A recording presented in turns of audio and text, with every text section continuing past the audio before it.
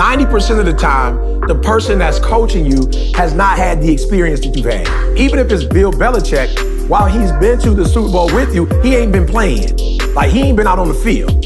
You know, if it's Denzel and he's got an acting coach, the person who's coaching Denzel has not been in the movies like Denzel, has not, got in the rave review like Denzel. You have to be humble, but the reason why I realized that you become a GOAT is because there's no way to become a GOAT without a community of greatness, without a community of GOATs. Off your first month by going to HelloFresh.com/success80 and use the promo code success80, and that's success and the number 8080. I wake up every single day. I am who I say I am, and I get what I get because I live in beast mode. Stop being gazelles. You're not average. You're not even good. You were born to be great. What's going on, world? Welcome to another edition of the Secret to Success podcast. I'm your host, CJ, joined as always by the Bayesian sensation, Mr. Carl Wesley Phillips. What it do? What up, y'all? What's happening? And Dr. Douglas. Where in the world is he, Thomas? What is going on, my brother? I don't even want to talk right now. I don't even want to say my name. I just want to start off with the best, the worst ever referee in the world, the Saints. Yeah. I don't even want to say my name, bro. I don't even want to say my name. I just want to say that's the worst officiating I have ever seen in my life. The Saints got robbed. I'm biased. I work with the Saints. I was on my feet like, yep, I'm going to the Super Bowl, of course, because I work with a youth program every year, go to the Super Bowl as a part of the NFL experience. So I'm geeked to be there. I'm thinking I'm about to be on the field with the Saints. The Saints just won it all. And bruh, when I saw the hit, I'm like, the Saints going to the Super Bowl. That was it. we going to the Super Bowl, baby. I went downstairs to grab my paraphernalia, call Sean Payton and be like, congrats, bruh. You did it. Y'all had a plan. Y'all put a plan together. Y'all executed. Yeah, I was running upstairs to get on the phone like, yo, this is it, bruh. And then no call. I was like, bruh, crazy. Stevie Wonder could have saw that right there. Well, let me say this. I don't want to be a downer on an already down situation, but I think the Saints kind of played themselves, dog. I think the Saints kind of played themselves, and I see a life lesson in it. Watch what happened when they didn't get the call. There was still time left to go in the game. Well, they went all the way to overtime. I noticed that the players were still crying about the call in overtime and during overtime. Ask Jamal. Jamal was here watching the game with me. And as soon as I saw them arguing longer than a couple plays, I said, bro, what are you arguing about? Like, the game is still going on. I said, they done. They got an overtime. I said, they done. They took their whole, that was it right there. They focusing on that play and they can't get over it. Meanwhile, the Rams was like, oh, okay, let's go. And you see, and for real, it's a microcosm of life. Like, yo, you got one thing that go wrong. You say it all the time. You ain't had no bad day. You had a bad moment. You let a bad moment turn into another bad moment and another bad moment, which eventually turned into a bad day. So instead of making that a bad moment and a blown call, and everybody like, yup, you know what? Reset the game. It's overtime. We're going to win anyway. Everybody was in their feelings about the call, man, and you saw what happened. So I saw what you saw. They definitely got robbed. So Saints fans, I don't need the hate mail. Y'all got robbed for sure, but life ain't fair. And so what's going to happen is either you're going to pick yourself up, dust yourself off, and go back to work, or you're going to sit there and you're going to, wallow in your sorrow. So I did not like how the Saints handled it once it happened. And so I didn't even want to jump through the phone. I want to jump through the phone and strangle C with that answer. You know what I'm saying? I personally want to jump through the phone and strangle him. Why did I think I made a pretty eloquent point? No, you did. I made an eloquent point. It didn't take away the pain. I was right there with you, see. I was looking for the pain to be taken away, and the pain didn't get taken away with that hookup. But you know what's funny? I thought you would appreciate the life twist. I do appreciate. You know what? You telling the truth, bro. But sometimes the truth, it don't necessarily make stuff feel better. I was on the bus. On the bus in Atlanta. I'm already working for the Super Bowl. You was already on the bus. I'm already. You and Drew I already got my tickets. Out. Yeah, I already got my tickets. I was going to invite some of the guys to come, and celebrate the kids with me since they was gonna be in a great mood. I was even gonna ask Sean Payton if we could do something, for the kids while they were down there. I had it all planned, bro. So you are telling the truth. Here's the deal. It's funny that you say that exact same statement because Jalen and I, the fam, we had morning worship, and he called and he said, Dad, let's get, morning worship. And my boy Scotty, who's Scotty is the one of the chaplains for Alabama football. Him and Jay just fell in love, bro, this year. And so he shared with Jay a devotional, and he gave me and my wife one. Matter of fact, I let Carl's dad check it out. I wanted him to take a look at it. And the devotional day was talking about Joseph in prison. And it's crazy because Jalen said the exact same thing CJ said. At the end of it, we all give our, our takeaways. And I was waxing deep about something, Didi, whatever. And Jalen said, wow, Dad, the thing that I thought about is how Joseph was in jail, but he don't have a bad, funky attitude. He's still using his gifts in jail. So it was the part, Carl, where the chief baker, and the cup holder, how they had gotten out of jail and got their jobs back. And one of them forgot, I think the cup holder forgot to tell my man, that Joseph was in prison. He was like, I'm gonna look out for him and do you a favor. And they both left, Carl, and neither one of them at that time, had shown any favor to Joseph. After he had shown them he told them boys, he gave the boys the solution to the problem and end up, blessing them as a result. And Jalen was like, yo, Dad, I find it funny that he's in jail. He still got a positive attitude while he in jail. And he could have been mad at God. He could have been cursing God. You know what I'm saying? He could have been done all of that, but still, he was using his gift, his leadership in prison. And we all know at the end of the day, contrary to what C said about the Saints, as a result of Joseph not focusing on, the L he took for no reason. I think he got a real bad call. Carl, he got a real bad call. He got a real bad call. Worst call in the history of mankind. Yeah, he got a real bad call. And but to C's point, he didn't, he didn't wallow in it. But did you see that though, or was I the only one who saw that? So no. I'll tell you what stuck out for me. See, no. The court. He said I didn't see it. I didn't see it. He was wallowing. He was in you can't see it. If you already in the hole, you can't see it. Hey, it just looked normal to you. I think, see, to your point, the coach is the person that carried it on the longest, which talks about now the leadership. I didn't want to see. Now I didn't want to start pointing out homies. We got to be. Back in the day, we could do this podcast and we used to be like grassroots grimy. Now we got friendships to protect, families to protect. Now everybody listening, we got to be a little bit more bougie. But I was about to be like, Sean Payton, get your head out your ace and coach the rest of the game. Yeah, he was the one that carried it on for, again, initially, absolutely, dude, outrageous. Like, I'm going to fuss until whatever. Oh, yeah. But you're right. Yeah.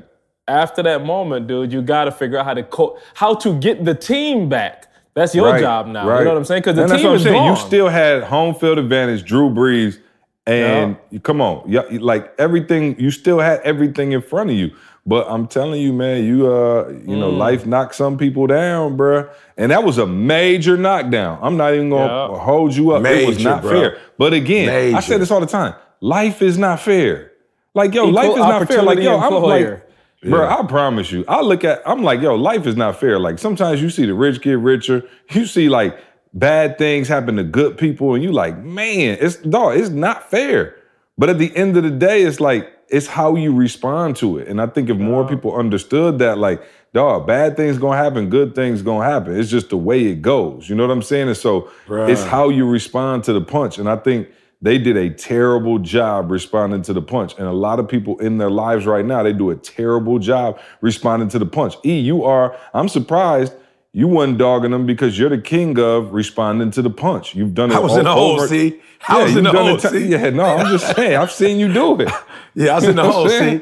And you know how I got in the hole? Yeah, you done got bougie. That money done made you, you know what I'm saying? See, you don't have to take a punch no more. You so used to having everything your way. I got in the hole. See, let me tell you. Now, and let me tell you what set me up for the hole. The Drew Brees giving out to the football to everybody. I was like, this is the year he gonna win it all. They reeled you in with by the heartstring.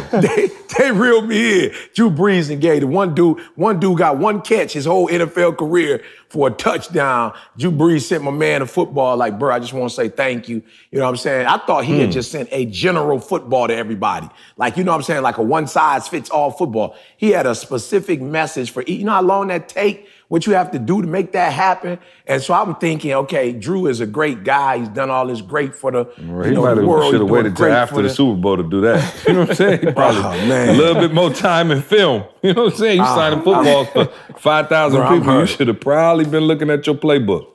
Yeah, I'm hurt, bro. I just knew, according to, how everything worked, that he was going to automatically then, you know what I'm saying? Meanwhile, Sue is jumping through offensive linemen and crushing the head. Wreaking havoc. I'm talking about after the play is over, my man Sue from the line, our homie Two from the line, former killing Lions him. in the Super Bowl, each side of the ball. Each side, right?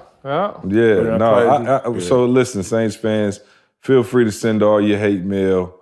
I know y'all gonna be very upset with me, and I don't blame you. Hey, but hold on, let me say this first and foremost. As a Lions fan, let me tell you how many times we done been cheated. Go look at the Dallas, last time we were in the playoffs against the Dallas Cowboys. They called a pass interference on a blatant pass interference against us, and they held it up and was like, it's the Lions, pick that flag up. No flag on the play. What? No flag on the play. So don't even get me started. So do I feel bad for you? No. All right, on to the next. Hey, I need y'all. I just got back from, I really don't have a whole lot prepared for today. I'm a little unprepared. Not that we ever have Yeah, the most preparedness about the podcast. You know what I'm saying? Like, not that this is the most structured environment, in the world. We got chameleons and flamingos and gorillas on the phone, so there's no schedule. But I'm even less prepared because I just came home from the surgeon's office. I got good news. I got bad news. What y'all want? Y'all want the good news or bad news? To see if I can get out the hole. Okay. Let's start with your bad. Okay. Start with the bad hole. news is, it's two bad news. One good news. The bad news is my shoulder is worse than they thought. Okay, so blew out.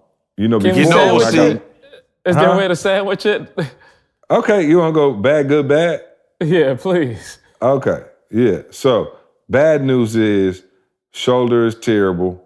The doctor basically said you like a car riding down the street and your tires are all just rolling on the metal part of, there's no rubber left. I said, all right, cool. No tread left on the tire. In Michigan in the winter.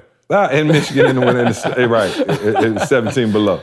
And so he said, that's why you can't raise your arm over your head. He showed me like some of the trauma from my past surgeries. And he was like, yo, it's bad. So I was like, all right, well, that's not good. And he was like, we already knew that though. The good news is he said, I can fix it. We got this new stem cell thing we doing, basically, which shout out to the Jamaica body. I'm gonna have to get this done before Jamaica. They take some fat from around your stomach. Oh yeah. You know what I'm saying? Oh yeah. You feel me? I'm about to come up. I'm about to blow right past you. See if he can do my brain. Bro, I'm about to blow right past you, clown, and get a manufactured six-pack. So they take some fat from around your stomach. I looked down, I said, Doc, where you gonna get fat from, bro? This ain't nothing but, you know what I'm saying? Chiseled muscle. Body fat right here. You might have to, you know what I'm saying? You feel me? So they take fat from around your stomach and then they mix it all up or something and do something else. This is exactly the terminology he used. We're gonna do something else. And then they're going to inject it into my shoulder. Stem cells. He's the only like a couple of doctors in the whole Atlanta even do this surgery. So I'm geeked. I'm like, bet, let's go. He's like, we got to clean it out. Plus, I got to, I tore my rotator cuff is torn too. And I think that's from overcompensation or something. Yeah, so I got a torn rotator cuff. What's the sandwich then? If you got all that bad news and some good news.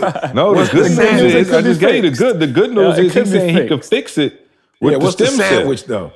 Yeah, what's the next bad news? Well, here comes the bad news. The bad news is I'm about to start a GoFundMe because insurance, unfortunately, insurance does not cover this particular procedure. How I feel about that. You know how I feel so you about gotta do it straight out of pocket. So my man was looking at me like, what's up, big homie? What you want to do? What you want to do? Wow. Well, so I said, listen, I got a podcast. We got about 100,000 downloads a month. I need everybody to throw in 22 cents. You know what I'm saying? That's it. We good. If everybody throw in 22 cents, I can guarantee I'll that pay I'll for be back. half. I'll pay for half if you don't go do a GoFundMe and ruin our entire reputation. Man, I thought, so you still out on the go? I thought you liked to GoFundMe, dog. No, I don't like that. I mean, if the baby's doing it, but grown people doing it because they ain't take care of their business, I'm not interested. And You don't like when Tyrone got to do the GoFundMe to get his car out the shop? I don't, bro. You know what I'm saying? I'm just like, what does that have to do with me? You didn't wake up and go to work, handle your business, do what you're supposed to do. Why do I have to pay for that? You know what I'm saying? Meanwhile, you still at home in his playing Madden. defense, he did have to go on GoFundMe and create a little title. You know what I'm saying? Like, my man put in that work. Hey, what you think your tax dollar's doing? Welcome to capitalism, my friend. You're doing it anyway. The whole world to GoFundMe. You're doing it anyway. Good point, Carl. Yeah, you're doing it anyway. Yeah, that's a bad time. Anyway. If anybody need to be doing GoFundMe, it's the 800,000 workers that's off right now. Oh yeah, no, they need to go for sure. Yeah, they need to go. I still ain't flown yet though, so I ain't seen. I don't know how TSA. I hadn't seen much of a difference. I left Detroit, went to LaGuardia. I haven't seen much of a difference. Then I was in Phoenix. So what are they telling? They gonna get are they under the impression that they're gonna get their check, all the back pay as soon as they lift it? I think that's how you do it. And what is it called? Furlough. What's the term, guy? Furlough? Yeah, you get that too, which get the time off. So yeah, but I'm saying, how do you do furlough when everybody on furlough? You know what I'm saying? How does that work? First of all, ain't nobody on this podcast ever had a real job. Y'all don't know nothing about furlough. You know what I'm saying? Benefits. You know what I'm saying? Y'all ain't never had no regular job. Don't tell me about no. They talking about furlough. Furlough is when you get time off, like either paid time off or something. Furlough ain't when you just get a whole bunch of money at one time. I don't know what they're gonna do, but are they just trusting the fact that the government got their whole checks? What else can you do? So you miss 4 checks, they gonna come with your whole hookup at one time? Yeah, what's your I don't know if it's alternative? the government. I don't know if it's gonna be at one time if it's the government. I'm not sure, but I do know WIC right now is in trouble. That's a part of 800,000. So I do know that. Yeah, and then the FDA, like in terms of our food being, inspected properly. There's a lot going on right now, bro. Oh, well, the food might actually get better because I don't know what the FDA, you know what I'm saying? They didn't seem to be doing a great job before. Although I did go vegan for a day. I was gonna say, for how long? Well, actually, this was the scenario. I was on the plane. This was right before. I can't remember I don't know where we were coming, but this was right before the New Year's. And remember how we used to talk about like when is it okay to lie? It was a dude sitting next to me, just a huge mammoth of a man, big old beard, all fatigue, and nice guy though, and he went hunting, I guess in Michigan or whatever, and he killed some deer. And so my man reaches, some people take like crackers and cookies on the plane, stuff like that. My man pulls out deer. A thing just deer meat. Deer meat in first class. Bruh, I'm like, I was a coach. I was in coach.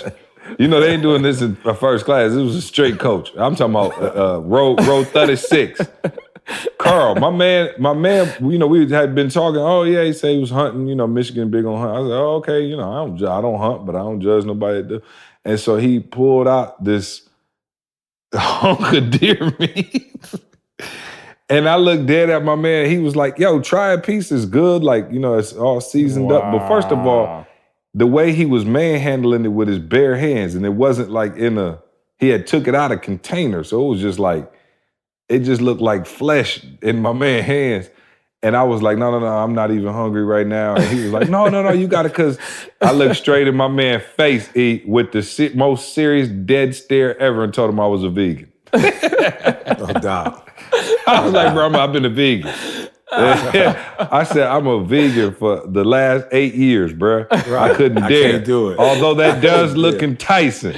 You know what I'm saying? Although your nasty fingers all over it, and I'm just gonna stick it right in my mouth. He never ceases to amaze me. He never ceases to amaze me. No, I'm sorry. Each podcast. Yeah, I know, right? Yeah, so I was vegan for a day. Unbelievable. And it was, you know what I'm saying?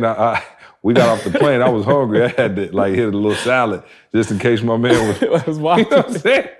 He would have been hurt if he seen me hit that Philly cheesesteak. So I mean, is that fair or foul for me to lie in that situation? That's fair, bro. That's That's fair. all fair. Definitely fair. All yeah. fair. I still feel ethically it's wrong, but it's fair though. Yeah, so I went vegan. You know what I'm saying? I'm officially a vegan. So I'm about as vegan as he is. That's how he do it. He's selective vegan. You know what I'm saying? Well, I told you, see, you know the reality. The reality was I never wanted to do it in the first place. I never wanted to do it in the first place, bro. Hey, that's how I feel about my Jamaica body. Every time I look in the mirror, I just say the reality is I never wanted to do it in the first place. Yeah, but I ain't never wanted to be what's in so shape funny. anyway. Here's the funny part about it. I go heavy and hard, and they kind of chilling and then cheat. And then once they cheat, I'm like, oh, okay, we cheat, I cheat. And they go back full. I'm like, you got to make up your mind what we doing here. Because I can't do it. I can't do it. Oh, but so have y'all ain't been doing, so what y'all been on, vegetarian? Oh, we back straight vegan. We back. Oh, you back but vegan. the holidays, you know what I'm saying? The holidays, it was, the turkey, the dressing, you know what I'm saying? And you know how it is. That's for Thanksgiving, then Christmas, it'll happen. And then, so the New Year, she went right this back. seems like a perfect time to get Jamaica body update. So let's hear it.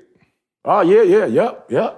Oh, you told me. You said, I thought you was doing, you called me, said you was doing the reduced carbs, right?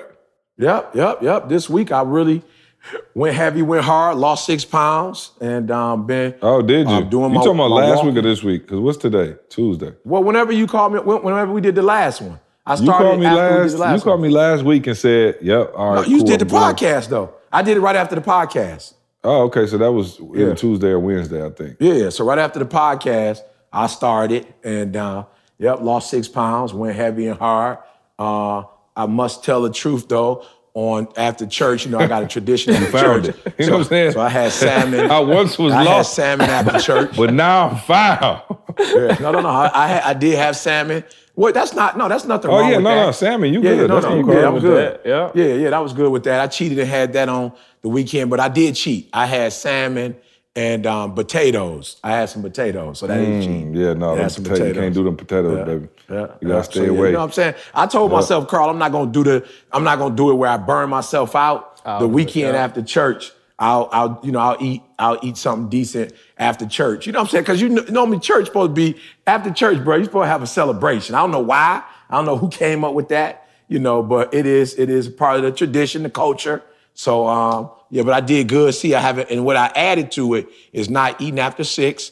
You know what I'm saying? So I asked, my wife, like, what's going on? Oh, She's that's like, so hard when you can't go to sleep though. Sometimes you up at like 11:30, your stomach burning. You feel like you might pass away in your sleep. It's the winter, so we going to bed early.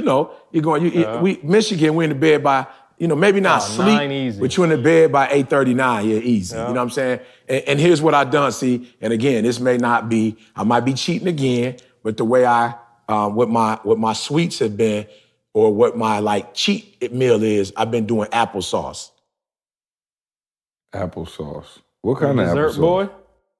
I've been doing that for dessert. So at Horrocks, they got applesauce. Unless you got some other stuff, I got the applesauce one seemed like I could be wrong. Got to have a high sugar content. I'll tastes be good. That's the problem I got with applesauce. It tastes good. That's how I know you shouldn't be. Yeah, but mine's don't taste that good. Mine's is not the Mott's, Carl. Mine is the Horrocks. Mine's is the Horrocks, Oh yeah, you might be all right there. I got I got the Horrocks boy. They ain't add no sugar or nothing to it. No, they say no preservatives, no. You Bro, look on the y'all side, at say Horrocks, apple dog? water. Oh yeah, y'all got big money. I'm about to Google Horrocks. e-net worth real quick. The Horrocks. I'm about to Google your net worth. What's your net worth on Google, E? I had a slight idea. I didn't even Hold know on, if it's let me accuracy. find out. I don't even know if it's What accurate. is You know what I'm Eric saying? Thomas? Oh, wow, it comes right up. Oh, wow. Oh yeah, Google said you What he worth got? $2 million, dog. Oh, man, let me get some, E. Yeah, Google said you worth $2 million, bruh. That's Google. You don't know if through Google right. Hey, but why? You know how you Google type gotta up? be right.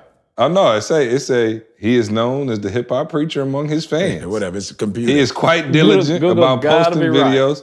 Oh, we got a podcast shout out, Carl. Oh, no doubt. Let's get it. They say he is known as the hip hop preacher among his fans. He is quite diligent about posting videos, and he has also started a regular podcast. It is estimated that his net worth is $2 million, from which a lot of money comes from his YouTube channel. That's how So you then make know that your ain't money. right. That's how you making your money. Yeah. Oh wow! But you know how you go on like Google and you start to type something. So if I and type finish in it out. what is, and then I type in Eric, it instantly goes to Eric Thomas net worth. Wow, that's pretty Eric big. Thomas say, okay, what did Eric Thomas study? Eric Thomas, what's your why quote?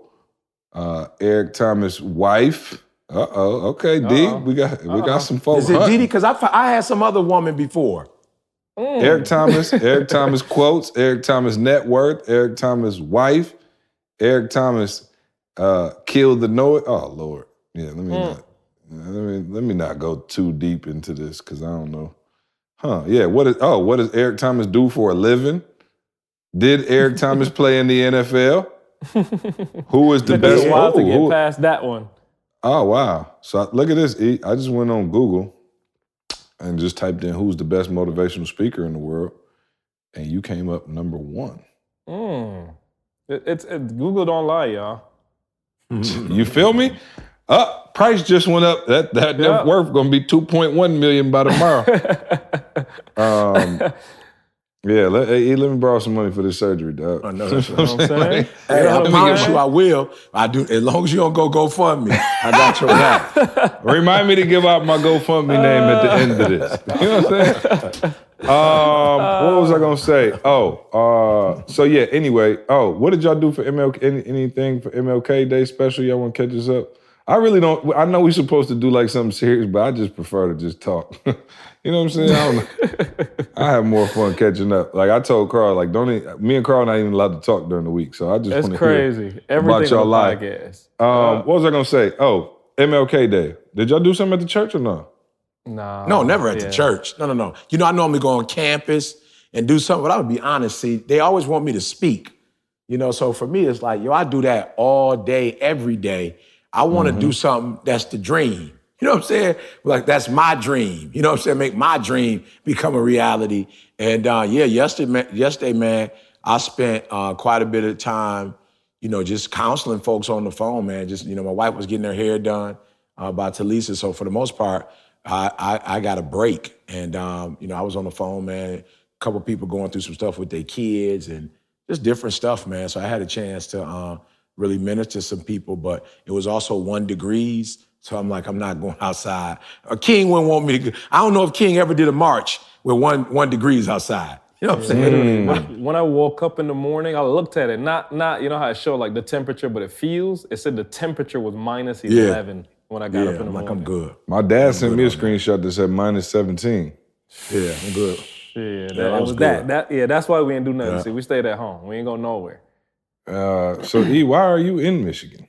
Yeah, he probably just. I mean, he was at the church. He'd been gone for about 6 months, so probably the church. You came back for church? Oh, always. What was he saying? I try to do. Told him before. I try to do the first week and the last week if I can. I try to do at least 2 weeks. You know what I'm saying? Like we try not to be gone. Where when we come back, we don't got no church. So yeah, no, true. And so, are we allowed to talk about this weekend or no? I should have probably asked first. No, yeah, we probably need to postpone it. We can't eventually. Yeah, that's fine. I didn't know. That's why I asked.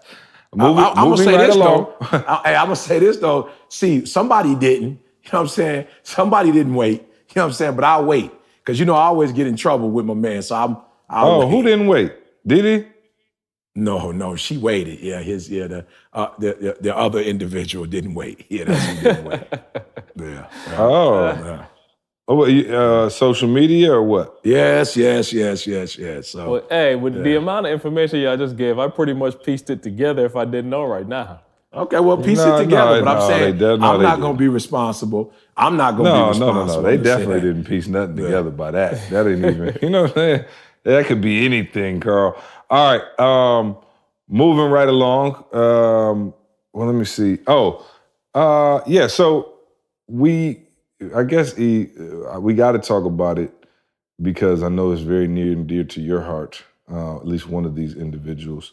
You know, we look up and here we are in 2019 and Serena is on her way to back at it. the chip. She just beat the number one girl in the world, number one lady player in the world yesterday. And Tom Brady is going to the Super Bowl. Again. Unbelievable. Y'all know this is unbelievable. 9. Again, 9. I think 9 and 19. 9 and 19. Bruh. That's never happened before. 9 and 19 seasons. Never happened before. That is dominance. And we've seen it now with Clemson and Alabama. We've seen it with the Patriots. We've seen it with Serena. And I guess Tiger Warriors. for a time. The Warriors. But we got it. Yeah, the Warriors. Not the Warriors still a yet? little early for the Warriors. It's a little early for the Warriors. Okay. Yeah, a little bit more time, although they do look like they coming back around. Oh, but sure. why don't you? So, GOAT goals, right? That's what you text me earlier. GOAT and you just said GOAT goals, Yeah. and I was like, wow. And so I guess I don't really have a specific question other than how do these individuals continue to stay on top for as long as they have when clearly they cannot be at the peak physically. Like, it's just impossible to physically still be at the same peak, right? Like, Serena can't be physically at the same peak. Yeah, I saw her, see. I saw her, like, I'm not trying to be funny. I'm not trying to be funny. I don't know. Yeah, I'm not trying to be funny, see, but, you know, I got much respect for Venus and Serena, you know, especially, you know, Mr. Williams, you know, Mr. Williams, bro, is, you know, did an incredible and amazing job. And I want to start there, you know, with everybody, Helen Keller, everybody has sight, but not everybody has vision. And I think we have to understand that when you do something that at that level over that length of time, it's definitely a vision. Like it's not by like you see yourself, you know, long before you do it. And I'm telling y'all, I told you with my mom, when it didn't work out, the way my mom thought it was gonna work out, I'm telling you, I saw my mom and I had to just be like, okay, Mom, you're usually the parent. I've been the son, but we're gonna have to reverse engineer this real quick. We're gonna have to reverse roles because what happened to you emotionally and mentally when you had a bad week was like almost like the whole goal was gone. See, like in the beginning when she was talking to me, I'm gonna sell this book and we're gonna do this and I'm gonna tour and I'm gonna do that and then, you know, we're gonna speak and we're gonna whatever. And it was kind of like for that split second or those moments that we were talking, it was almost like this vision she had, it erased. Like you could hear it in her voice. It was almost like it's over. And I was like, yo, Ma, like, don't get obsessed with the obvious. Just because things don't look the way you think they should look. Let's not abandon the dream. You feel me? And so when you look don't get obsessed with the obvious. I never heard that before. I just want to take that in. Can you just elaborate on that really quick? Yeah. Don't be obsessed with the obvious. You know, it's like, you know, somebody, and I don't know if this ever happened to y'all, but you ever had like either your mom or your grandma or like your aunt and something came up missing and they was like, it's your Uncle Junebug. And I'm like, what? Uncle Junebug stole it. I'm like, Uncle Junebug wasn't even here. Oh, no, Uncle Junebug came over Tuesday. I was like, but he came in, he left. Like, he wasn't even here that long. No, when we was kids, Uncle Junebug used to steal, you know? And so it's like, you are obsessed with the obvious. You made this person a thief, when in actuality, what you didn't realize was your husband, you know, was trying to surprise you when he took it, you know, and got it clean, you know what I'm saying? And brought it back. You know, he was just trying to whatever. But you are obsessed. It's like you wouldn't think anything positive. Like immediately you go to the negative. You're obsessed with the obvious. It's gone. Somebody stole it. And I know who stole it. And I don't know if that's ever happened to y'all, but if it's ever happened to you, you know, like when the person did that, they were embarrassed, like literally embarrassed when they found out it wasn't what they thought it was. You know what I'm saying? So I'm looking at Serena and I'm like, yo, her and your boy, like when they start the year off, they see themselves, at the finish line. They see themselves, being successful. They see it. And I think for a lot of people, they don't see that. So Mr. Williams saw it. He told us it was going to happen. I'm not sure with Tom Brady, but I do remember him saying he didn't want to be work as an insurance agency, and his parents had done so much for him, and he wanted to honor his parents. So I think that's number one, and I'll stop after this one. But I think it was Chris Everett, I think is her name. She's also a U.S. tennis great. She said something that was deep. She said that she really feels like that match the other day revealed the number one and the number two player in the world. She said, as an expert, she really feels like those are the two top tennis players in the country right now. She said, but the difference, I think, between the two is that Serena has two advantages. She's fierce and she has a phenomenal serve. And I was just like, yo, that's crazy. But what she was saying was, one, even when Serena's down, she never feels like she's lost. So if she's down a set, if she's down, 5-2, 5-3, and she got to win several, she's like, when you look at Serena, it seems like the more of a hole she's in, the harder she fights. And so many of us, though, see it's the opposite, is that when we're faced with adversity, we automatically shut down. We lose it. It's like, no, I quit. You ever been playing with the dude who just took the joystick and threw it, unplugged the video game? You know what I'm saying? My man just like, nope, I'm unplugging that joker. And so that in the serve, she was like, what Serena has is that when she gets, her back is up against the wall, she has a X factor. She has a superpower, and that superpower is her serve. And I just sat there for a minute and asked myself while I was watching it and Serena was twirling around, waving at everybody. I said to myself, E, what do you have, bro? That's your superpower. And C talks about it all the time. But I had to evaluate and say, when you're in a crunch, do you go to your superpower or do you shut down? You know what I'm saying? Are you fierce? And so I'm asking everybody to ask themselves that question, because at some point we will all be faced with a challenge, but the question becomes, when that challenge comes, are you able to tap into the greatness that's in you and actually elevate and go to another level? Because again, no disrespect, so I don't know if Serena know, but everybody know me know. I got much love for the two of them, but you can see her body and you can see that she's not 18 anymore. And you can see that she has a child. You know what I'm saying? Just by looking at her body. Still in great shape, way better shape than I'm in. Oddly enough, you can also see that I've had a child. Right. You know what I'm saying? You know what I'm saying? You know what I'm saying? So, and that I'm not 18, Carl. Right, You know and you're not 18 no more. Yeah. Serena and I have more in common than I thought. Than you think. Right, you and Serena, yeah. You can tell both of us are with and have had a child. Yeah. I'm still with child. 18. Yep, I think close to 38. So, yeah, guys, so y'all, I don't know what y'all saw, but for me, watching Serena and watching your boy, I didn't even watch it. I went to sleep. I didn't even watch it. I'm like, they're going to the Super Bowl. I'll be at the Super Bowl. I'll see my man in the Super Bowl. You know what I'm saying? So it's not even that deep. I saw him when he beat Atlanta.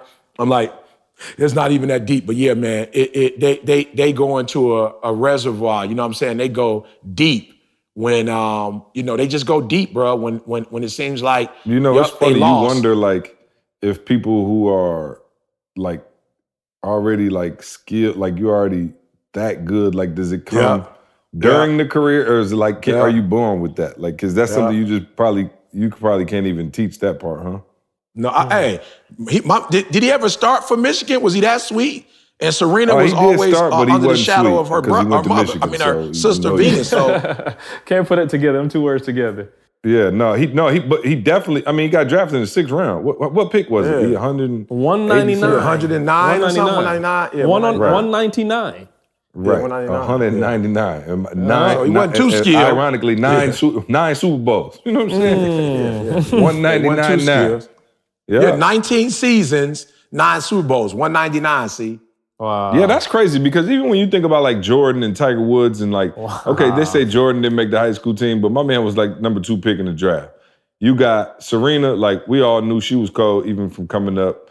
Like, I don't think anybody has been as slept on as Brady to be a 6th-round pick or whatever. The GOAT. And then to be the GOAT. And to be the GOAT from that. Yeah, to be the GOAT. Yeah. You feel me? Like, that takes a whole... So I watched the game the other day, and it's funny, man, because I was watching Kansas City, and they were hyped up because they scored, and Mahomes was balling. And it was like a minute and some change left. And I said, do they not know who they're playing? I said, they better off just letting them score a touchdown right now and then trying to come back and score. Because I promise you, it is over.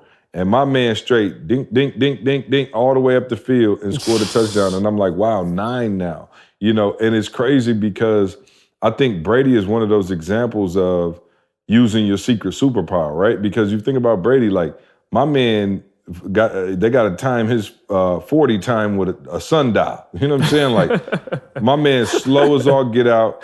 He doesn't have like the strongest arm in the world, but his ability to read a defense, his ability to call the play from the line of scrimmage, you know, his ability to know what's about to happen is unparalleled. And so, like I said, there's many ways you can stay in the game. You know what I'm saying? There's many ways that you can win a game.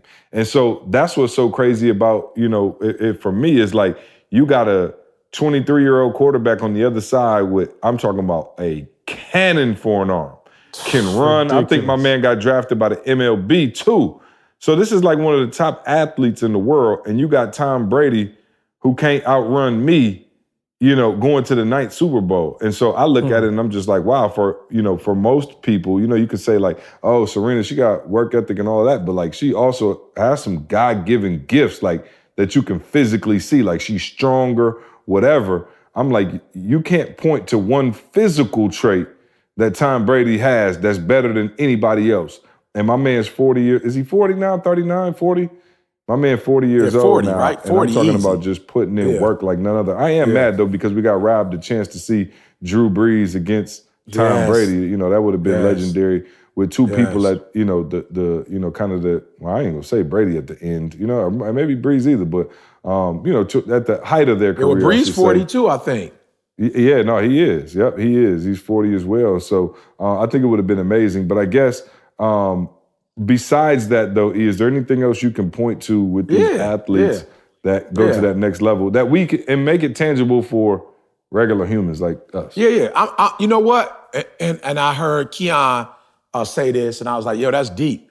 But one of our guys on the prayer line, but he's coachable, you know. And one of the things that's odd is literally there is and I just believe this with all my heart. There's a correlation between success and not wanting to be coached. It's like just being real. The sweeter you are at something, the less likely you are to want to be coached, bro. You like, I got this. I don't need nobody to tell me what to do. Like, this is my lane. I've mastered my lane. I don't need no assistance. And when you look at Brady specifically, and even with Serena, because you got to understand, bro, she's 20 years older than most of these girls that's playing. Like, these are kids, you know what I'm saying? Or at least 10 to 15 years older. And tennis is not necessarily a sport that, you know, that the older women are going to be dominant in, because these young girls have learned Serena. They've learned that they played with people, men, so that they can master her serve. They've watched, they got millions of hours of film on Serena, you know, and these girls are not, you know, Serena don't have no film on them. They're new. They just came out, you know. They've never really, they haven't been playing that long. So for both of them, they are still very coachable. And I think that's something that is phenomenal, that you get to that level and you're still seeking counsel. And the reason why I say Tom Brady is because Tom Brady get a new team, it looked like, you know, he every year he's got somebody new. He was working with one guy in the beginning of the year, you know, learning his style. And then this guy decides to lead the NFL Josh Gordon and go to rehab. And so now you've lost your number one option. And now you got the year before it was a dude that played lacrosse. You know what I'm saying? So it's like every single year, this dude has to pick up different people. And so he's constantly reading, learning, watching film, studying new people, not really doing his preference, but learning their preference and having to like say, well, I did this for 4 years. I can't do that no more. They run their routes like this. They're new, so they not on my level. I got to come to Bro, it's amazing just the fact that he's that coachable. And I look at people who will say, as they get sweet, I don't need no coach. You know what I'm saying? You got a lot of kids this day that are in basketball or play football. They're like, I don't need no coach. I'm just naturally gifted. And Practice. so I think the coachable thing to me is amazing. And I agree 1,000%. And you just made me think of something because when you look, at Tom Brady, as long as he's been in the league, 20 years or whatever, imagine how much, you're right, imagine how much changes. Like the defenses don't even run like the same stuff they used to run. Like that, you know what I mean? Like it's a completely different style of NFL than it was 20 years ago, and they continue to adapt and make the changes. So, making yourself coachable is definitely, one of those things. And I think we've talked about it on the podcast before. Like Denzel had an acting coach, you know what I mean? And like, who's going to teach the top dog how to act? And I think you do have to, I guess you probably have to have a certain level of humility to, what do you think that is, that coachable spirit? Yes, come on. You went to 9 Super Bowls, of course. Who going to tell you? The dude that is telling you he ain't been to 9. You know what I'm saying? The dude is telling you, unless it's Coach Belichick, but here's the other thing I realized too, like, bro, and I'm like, yo, I have to do a better job. What I've noticed is that, you got a level of Tom Brady excellence, the coach excellent, and then the owner excellent. Like you got 3 layers of excellence. You got Venus, you got Serena, you got their dad. And so I'm realizing that excellence is not, this is why you have to be humble to get to that level. And the reason why I say you have to have some humility, is because 90% of the time, the person that's coaching you has not had the experience that you've had. So even if it's Bill Belichick, while he's been to the Super Bowl with you, he ain't been playing. Like he ain't been out on the field. If it's Denzel and he's got an acting coach, the person who's coaching Denzel has not been in the movies like Denzel, has not, got in the rave review like Denzel. So you have to be humble. But the reason why I realized that you become a GOAT is because there's no way to become a GOAT without a community of greatness, without a community of GOATs. So you got, yes, Belichick, yes, Kraft, to go along with your boy Brady. You've got Venus, who has been pushing her sister because she was great before her. You got Mr. Williams. Then you got Serena. So what I've realized going into 2019, even as a leader, is like, yo, you can't get to that level of success without some continuity. Like, it can't just be you. There has to be layers of success, or a system of success, a dynasty of success. And then when you put yourself in that system, you become one of the benefactors of that. But by yourself, you can't get to that level, which is why you have to humble yourself. So a lot of these kids feel like, well, I'm a great football player. Yeah, you are. But without a coach, you'll never get to that level. You know what I'm saying? Well, I'm a great basketball player. I don't need to be coached. You know what I'm saying? I just got raw talent. Yeah, maybe you'll win a championship or 2, but you will not be among the great. You won't be the GOAT, the greatest of all times, without having other people, that are also great in their perspective field to be able to help you. But there's got to be some humility, because for real, you dominant. You the man, you the woman, and I keep saying it. I just believe the higher you go in success, the lower your preference for wanting to be told what to do or wanting to be instructed, because you really feel like in your mind, yo, I'm winning. I know what to do. Look at what I'm producing. Look at my results. So how are you going to teach me? And so it is unique that they could go up in their skill set and in their abilities, and also go up in terms of their humility and still being coachable. So do you think you have to, go for it, Carl, sorry. No, I was just gonna ask in terms of blind spots, like just being real. Yeah. Okay, Yeah. you got you've been doing this so long, Brady, 20 years, whatever. You've been doing it that long, however long you've been doing it. Like, at some point, I'm saying, are there just that many blind spots that as humans we can never fill? You know what I'm saying? Do you ever get to the point where you get what I'm asking?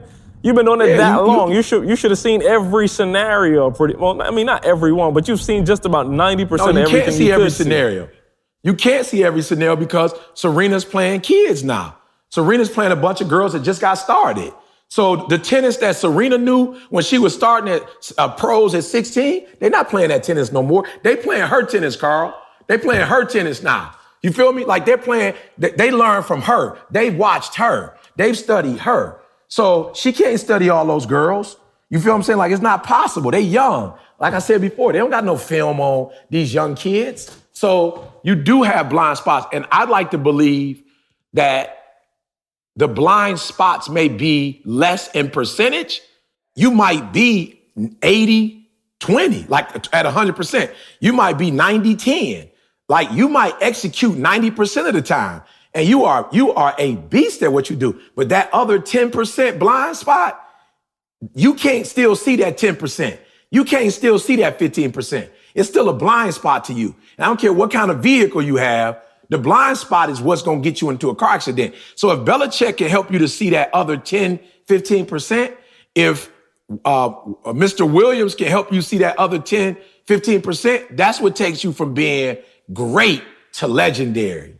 So let's talk about those categories then and just how they evaluate them, and let's evaluate them as much as we can for people on the line and how to know where you're at. So let's start with from poor, you know what I mean? Like average, good, great, phenomenal, GOAT.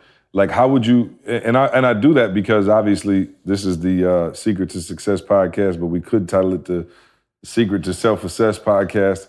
How do you know kind of where you fall and where you're at on your scale? Like, let's just say I got a job, I'm a dad, I got a wife, kid. Like, I may not be in necessarily a field where you can Google, who's the greatest accountant in the world, or, you know what I mean? But just like, how do you know what spectrum you're on and how to know if you've reached certain, I don't know that See, that's why I think you need I'm just coach. saying, let's start with average. Like what are your milestones for average? Well, my milestones for average is what you just said, like, it's normal. Like, you do stuff at a normal level. It's not impressive. You know what I'm saying? Like, you 70-30. You execute 70% of the time, 30% of the time you don't. You know what I'm saying? You're moderate at everything you do. You know what I'm saying? It's not so you wake up at the average time, you work out. Absolutely. You probably got the same amount of body fat as the average person. Yeah. You got the probably average have a crazy marriage. vision. Yeah, you don't have a stupid vision for your life. You're just going through the motions. Like you're existing. You know what I'm saying? It's just like you're not doing bad. You're doing okay. You know what I'm saying? You're average. Okay. Yeah. Look good. No, I just want to help people self-identify where they at on this scale. Good is. Yeah. And again, I'm just quantifying. Like we're in school, 80. 80 to 80, 100. Like you 80% of the time you execute.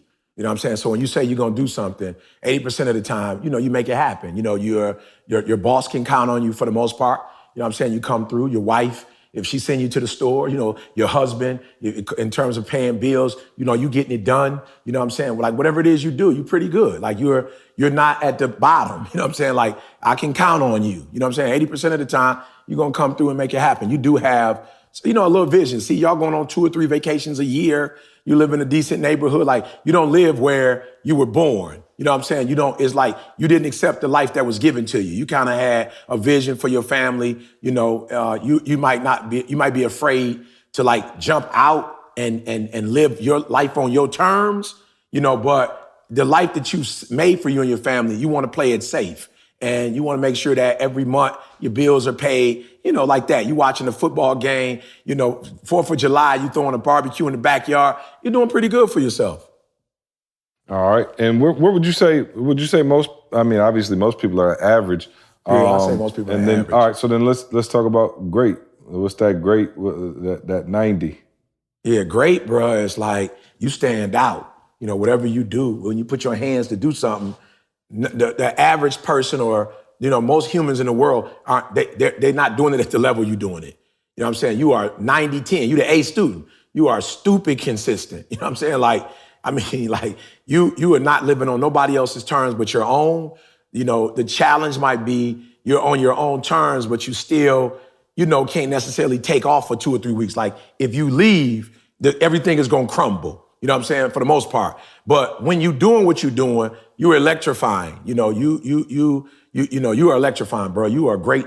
You know, like I would look at it like a Westbrook. You know what I'm saying? You are, you know, like a Westbrook. You doing it. You know what I'm saying? Like you making it happen. You know, again, your wife is stupid happy. Your kids, you know, they happy. Your boss or the people that work with you or for you, they look at you like, yo, you got it, bro. You killing the game, sis. You killing the game. You know what I'm saying? So to me, that's probably like, yup, that great. Yep. And then you just talked about, obviously we kind of just gave some GOAT characteristics. Which level do you think is the hardest to jump, or do you think all of them are equally as hard to jump from average? I think good to great is the hardest. If you if you ask me, see, I'd say good to great is the hardest jump because it requires way more risk. You know what I'm saying? Like it requires a lot more independence. It requires you to be a little bit more rebellious. You know what I'm saying? It requires you to be a little bit, you know, what people around you might say careless. You know what I'm saying? You careless. You quit your job. You gave up a 401k, you know what I'm saying, benefits. You careless. Like you at a point now where it's like, I eat, sleep this thing. I gotta, like, I'm narrow focused. I gotta give up everything to make this thing happen. Like, you know what I'm saying? Like you go kamikaze and you like, yo, I'm creating my own life on my own terms with my own everything. You don't have no fears. And no, I agree with that. And, you know, we probably got to do a whole podcast. Remember, you actually made us read that Good to Great before. And that jump, I think for me, in my life, has probably been the biggest one. It's funny you say that. And I was thinking the same thing, just because, for real, man, when you compare yourself to people around you, and obviously most people are on average and you're doing good, it can be hard to recognize the need to go to great. That's a good quantifier right there. See, looking at others, that's good. Yeah. When you're good, you look at others. That's good. See, you're comparing yourself to others. It's hard, man. It's hard, and I think most people probably listening to this podcast are at that level because I think you know, obviously, because of the type of podcast this is and the type of people who follow you, most people have already strived to be better. I'm just, you know, I could be wrong, but most people who watching E on a reg, you know, are probably above average, right? Because you're obviously looking, I mean, just the fact that you're looking to get something more out of life puts you in a better category than most people, because most people just trying to exist. And so I think for me, that Good to Great was always tough. And that book by Jim Collins, if you haven't read it, is a great read, and, you know, a read that we definitely used along with Outliers and some other ones, you know, back in the day, back when we used to just get it out the mud at the office together. But we read that Good to Great, and you know, obviously, as you say, good is the enemy to great. And I always thought, like, yo, that's crazy, because, you know, you can get caught up looking at people around you. Let's say everybody around you's got a certain dollar amount that they're making. You making 10, 20,000 more than them. Everybody's got a certain car that they drive, and your car is a little nicer. Everybody's got a certain house that they live in, and your house is a little nicer. It can be easy to look and go, oh, okay, cool. Like that, you know what I'm saying? Like, I'm here. Like, what's the problem? But then, of course, you know, there's another level and there's another, you know, motivator inside of you. And I got to think one more characteristic of the GOAT is, you know, you can't even play your competition anymore. And I mean this in all sincerity, like, Brady, you got 9. Like, you're not even playing Patrick Mahomes. Serena, you wasn't playing that girl the other day. Like, she number 1 now. You've been number 1 for 20 years. You're playing against yourself for real. And I think the last step, you know, as you go from good to great to phenomenal, is you don't even see the competition anymore. Like, I don't think Mike saw the Utah Jazz or anything. I think he really compared against the best version of himself. And I think that's the scariest part, is when you look at yourself and you go, okay, can I beat myself? And I think I know you always try to, I know for a fact, he strives to make sure, like, okay, this 2019, let me make sure the messages don't fall off at all. So can you, real quick, because I know we got to go, we got to cut a little early today. But can you talk about that last step of like looking at yourself and trying to best your best self every day? Yeah, and that's it. I would add though to, like you said, as we wrap up, I would add though, C, that I also believe you get to that tunnel vision because now you're not focusing on you at all, but you are focusing on something that's bigger than you. So if y'all pay attention, Kraft said it himself that Tom Brady came to him and told him, you will be grateful that decision that this franchise has ever made. So I'm going to prove to you by winning all these championships that this is the best decision that you ever made. When you hear Serena talk, you will hear Serena talk about her struggle in tennis as being an African-American woman. You'll hear her talk about that. And you'll hear her talk about she's doing this for girls of color and girls who feel marginalized. You feel me? And so they've made that, to me, in their particular sport, just what Martin Luther King did yesterday when we celebrated that it wasn't about him no more. His whole life was focused on Mother Teresa. The whole life was focused on leaving a legacy for others. And I think that's when you get to that level where it's like, yo, it's not about me anymore. I'm eating. My family is taken care of. We got everything we could desire. Now I need to make sure that I take care of as many people as I can, whatever that means to Serena, and when she gets this 24, it will be like, not only will America, because the title's not held by an American right now. So it would be America great. And then it will also be, America great, but also for women of color. And look how many girls, Carl, are playing tennis because of Serena and Venus and looking just like them and playing just like them and looking like them. It's way more minority women playing tennis than it was. I saw a sister out there the other day. I thought it was Serena. Yep, Salone. I don't know if you see her. She a little thicker than Serena. Yep, Salone looked just like Serena. Salone looked just like Sloane. Not Sloane. Another one? Who's the other one? Bruh, I'm going to find her name. But I'm talking about, she was thicker than Serena. You got to be joking. It wasn't Sloane? I'm not playing. I'm going to send you the picture. I looked her up because I was like, man, I thought it was Serena. I'm like, no, she was thicker than, had more size than Serena. Yeah. Wow. I'll send you the pic. I'll find her. I came across this. I was reading something last week, and I don't remember. It was this context, but I wrote down, here's, what are you getting out of this, Carl? And what I wrote was the goal, the vision that you have for the game, the goal that you have determines how you play the game. And let me explain that. If the goal of Monopoly was to own all the properties, you would play the game different. You see what I'm saying? If the game of football was to just get the most yards, you would play the game different. So if you understand what you're saying, if the goal is that so much bigger, your vision of this, and we were calling it a game as an analogy, but if your vision of the game is impact to change the world, Brady to change the franchise, Serena to change, this thing for the future of, minority athletes, the vision goes along with it, if you get what I'm saying. Their vision is so much bigger than, at this point at least, their vision is so much greater than just going in here and winning a game. You see what I'm saying? Mahomes probably just trying to get to the Super Bowl, just being real. This is first go around. But you get to a Brady that's coming in saying, I'm going to change this whole franchise. It speaks to, and what's tripping me out, y'all, and help me with this, I know we got to go. But what's tripping me out is, it seems like the greats said even before it even come into existence. Yeah. You get where I'm going? Yeah. It seems like Brady said that when? Brady said that years ago. He hadn't won a doggone thing yet. That Negro didn't start. He was just about to start. You know what I'm saying? Get his first starting gig. And he yo, I'm the best decision y'all ever made. How do you know that then? That's the part that's tripping me out. Yep. No question. Look at your phones real quick. Her name, Taylor Townsend. Oh, wow. And she's still in the joint, E. Yeah, I see her. Yep. She's still in the joint. I'm saying, to your points, look at the impact. You know what I'm saying? Yeah. Look at the impact of what, that GOAT behavior, gets you. So, it's incredible. E, I know we got, how long we got? Ask D. 2 minutes. I got 2 minutes. You about to get me in trouble. All right, so I'm going to push.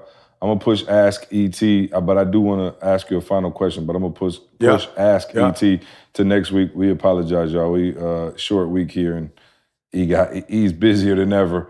Before you know, Carl and I will be solo on this podcast. So we're just enjoying while we can. You know what I'm saying? Enjoy what we can. It's still an hour and 10 minutes, see? Enjoy it. Hey, I don't care if it's an hour and 10 minutes or 10 minutes. We will not forget to shout out Organifi, okay? Our title sponsor of this podcast. Organifi, the superfood green juice powder. Listen, man, get your life right. It's 2019. Stop playing. Get your Jamaica body right and hit that Organifi, man. Get some more energy in you. Get those vegetables in you, man. You know you don't eat vegetables like you should, so do the cheat code, and you still eat your vegetables, but this is a cheat code for you, man. You can get a lot of healthy nutrients in just 5 seconds, Carl? Pour it right in there, shake it and go. Yeah. So shout out to Organifi. Go to Organifi.com, ORGANIFI.com. Promo code success. All right, you can get a discount on us, man. 20% off for just trying. That's right. There's a 20% off. There. And it is a staple in the Quinney household, the Phillips household, the Thomas household. Hey, it's a cocktail in the Thomas household. It's a cocktail. Oh, no doubt. If D on it, that's how you know it's fire. It's real. Because D will definitely let you know if something's trash. So shout out to Organifi, man, for being a sponsor of this podcast. And listen, man, we only try to bring you guys stuff that we actually fool with and rock with. If you go in all of our pantries, right now, you go find Organifi. So shout out to them for being a great sponsor. All right, before you do that, let me just get our sponsor in really quick. HelloFresh makes conquering the kitchen in 2019 a reality with deliciously simple recipes.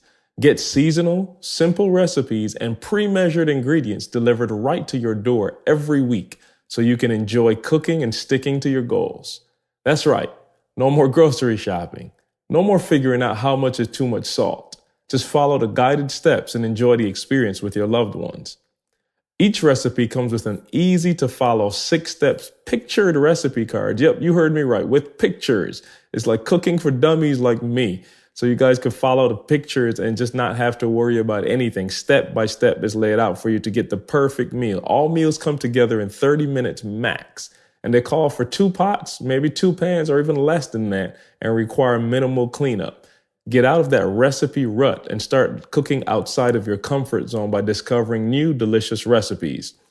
This week, my family did, the black bean chili is one that we did a couple weeks ago, and that's like a staple in the house. Like I do that like every Friday now, just the black bean chili. And yesterday we tried, it was called Lauren Conrad's chicken tacos. Now, I don't know who Lauren Conrad is, but I'll be real with y'all. I don't know when the last time you cooked radishes and something, but we're talking about avocados, radishes, these flour tortillas, Roma tomatoes, scallions, and just a little tinge of lime, man. These, I'll post a pic on our podcast for you guys to see it, but these things were delicious, absolutely delicious. So y'all stop playing, get with HelloFresh. Take advantage of this offer for 2019. You get $80 off your first month by going to HelloFresh.com/success80. and use the promo code, success80. That's success and the number 80. So once again, get $80 off your first month by going to HelloFresh.com/success80 and enter the promo code success80. I'll let you go here, but I do want to ask you in terms of, obviously, you're if not the GOAT, you're on your way to being the GOAT. Do you feel like, okay, so Brady, Serena, do you feel like you are in your prime, top of your prime, on the way to your prime, on the way down from your prime? Like, where do you, man, I feel like I'm in my prime, man.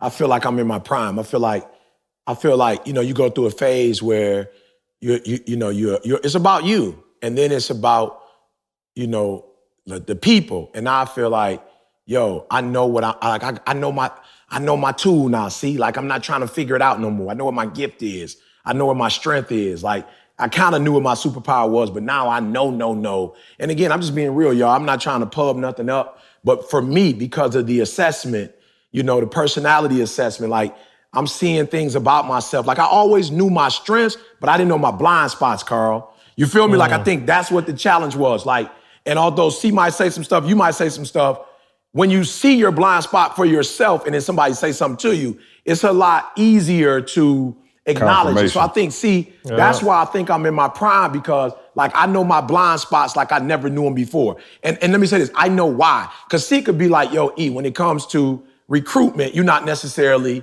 you know what I'm saying? And I'm like, oh, okay, cool, but I don't know why. Now I know why. I know below why average, now. Like I get below it. average in recruitment. Yep, I get it. I'm like, yep, I get it. And Carl Wife said something that was deep. You know, she said, your assessment is not like stone. It doesn't mean that that's who you got to be for the rest of your life. Like, forget this French, because some of y'all may take this the wrong way because you ain't used to me talking like this. But she like, you're not damned to that test. Like that's is not over. And so now I can look at it and go, oh, I get it. This is who I am naturally. This is who I prefer to be. But this ain't who I gotta be.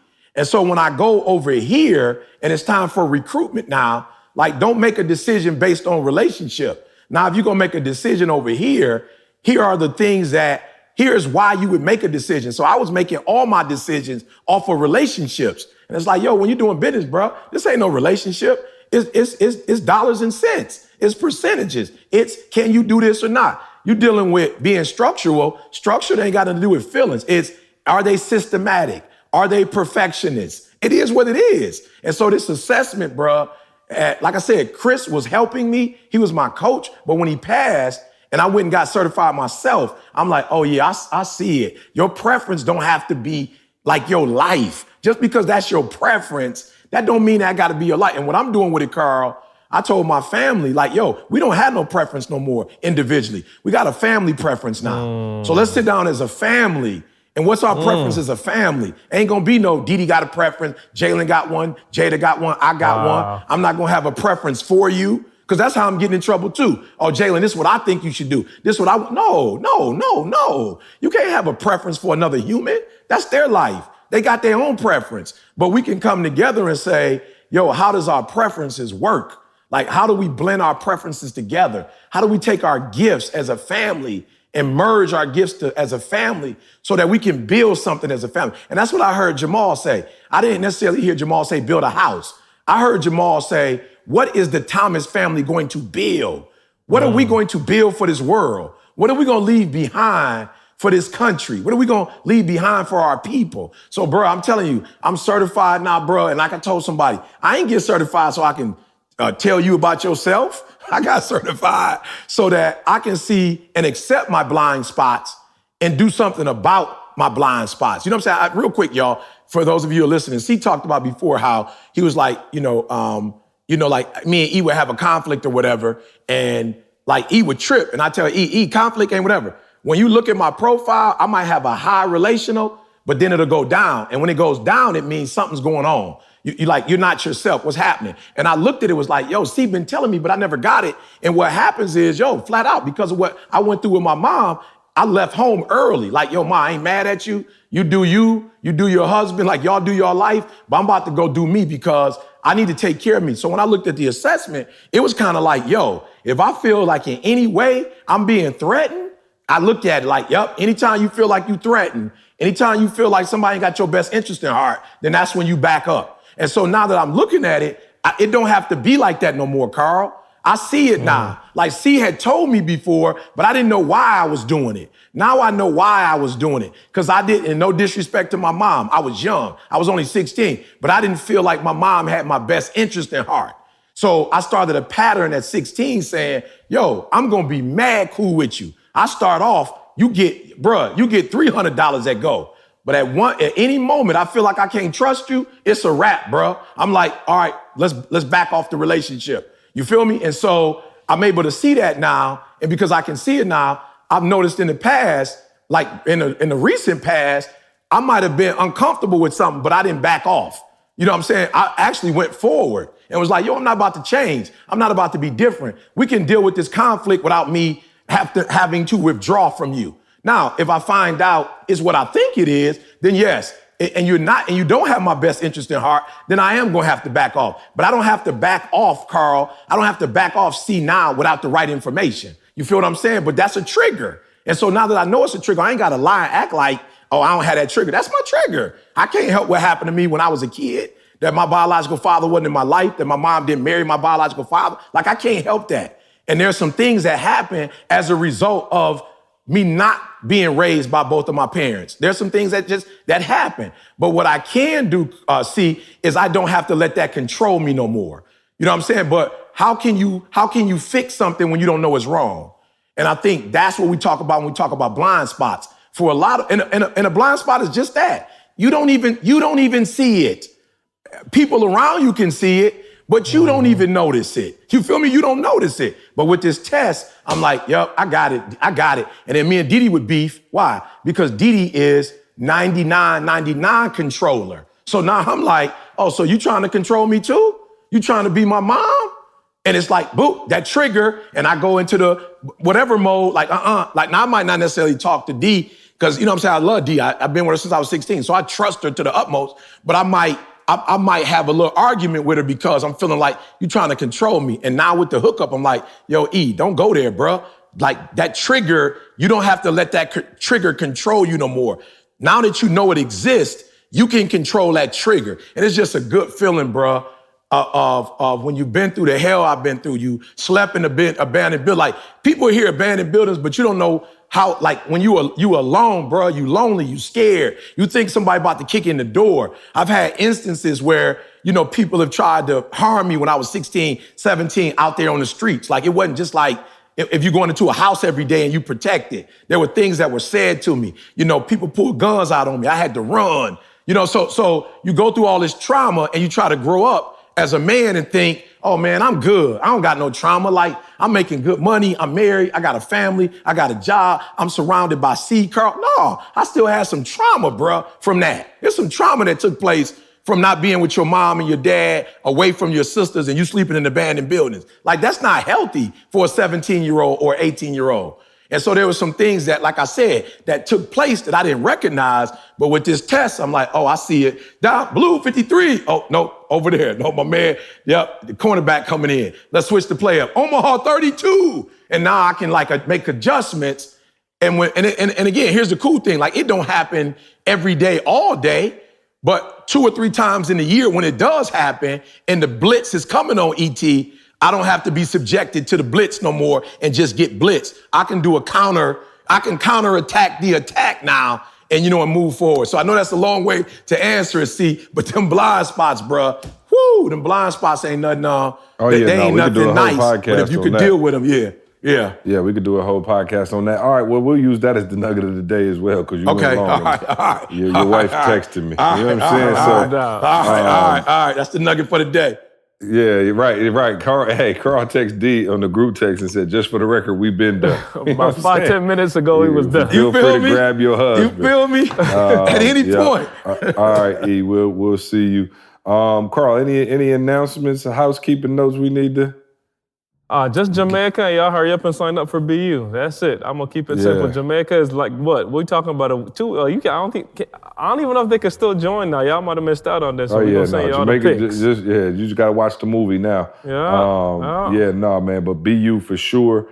Oh man, our call on Thursday was fire. Y'all missing out. If you're not on these calls on Thursdays, on Sundays, you are really, really, really missing out, man. Carl, we need to do something, man. Now that E ain't on the line, we need to do a promo code or something, man, and get some people into BU. Just rocking with the movement, man. Shout out to everybody in BU. I can't even tell y'all, like, the community that we got, man. It is, like I said, one of the funnest things that we have. Shout out to everybody in BU who's already currently in BU, and shout out to everybody who's going to join. Talked to a young lady last night. Give me the promo code now live, and I'll create it. You just tell me what percentage you want them to have, and it's done. Okay.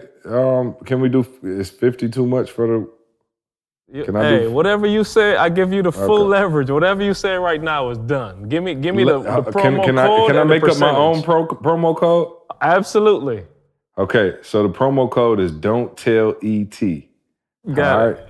And we'll do, so the promo code is done, because he's off. So me and Carl, when the cat is away, the mice will play.